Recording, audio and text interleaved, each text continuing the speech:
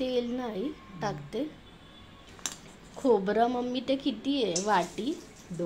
दोन वाटी मोठ्या सुखं खोबरं ना. आणि ते फक्त हे केलंय ना, कट केलेलं आहे.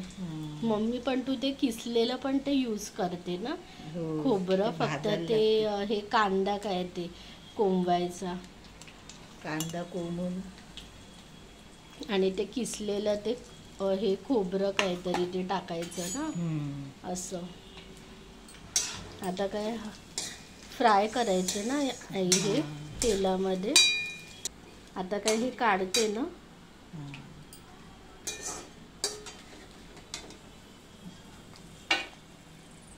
टाकायचं. आता काय हे कांदा टाकते आई. हे थोडंसं हे थंड ना, काय थंड व्हायला ठेवायचं ना, मग वाटायचं ना. तोपर्यंत नाही, हे नाही तर ते मिक्सर काय ते टाकतं ना. वाटायला नको. कांदे किती आहेत ग आई? लहान 6. म्हणजे हे कसं ठेवायचं आई ते हे प्रपोर्शन?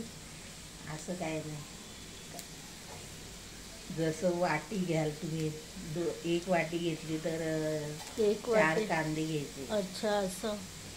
लहान असले तर, मोठे असले तर 2. अच्छा. आता काय हे खोबरं टाकते. आलंय ना मम्मी खोबऱ्याचं. आता काय हे कांदा काढते. बोल. हे फॅन खाली मम्मी गार करायचं ना, आणि मग हे मिक्स करायचं हे याच्यात. हे विदाउट काय ते पाणी टाकून ना. नाही, आधी पाणी थोडंसं हे नंतर टाकायचं पाणी. आता काय हे ॲड करते ना कांदा आई. मग ते मिक्सरला काय हे वाटायचं. आता काय पाणी ॲड कर मम्मी. हे वाटण काय ते किती दिवस हे राहतं फ्रीजमध्ये? 8 दिवस. आमट्या, बिरड रस्से, भाजी सगळ्याला वाटण यूज करतो. खोबऱ्याचे 2 वाटे असेल तर 4-5 कांदे घ्यायचे मोठे. अच्छा. ते काय माझा अंदाज असतो.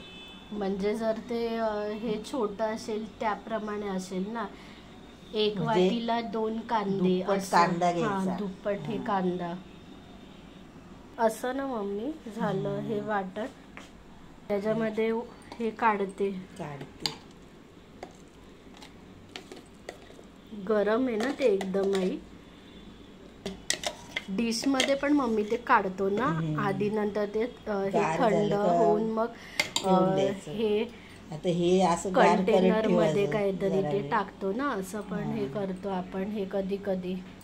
आणि हे जास्त काहीतरी ते पाणी नाही ना यूज करायचं याच्यामध्ये. हे नाही तर ते हे बर्फासारखं काय होतं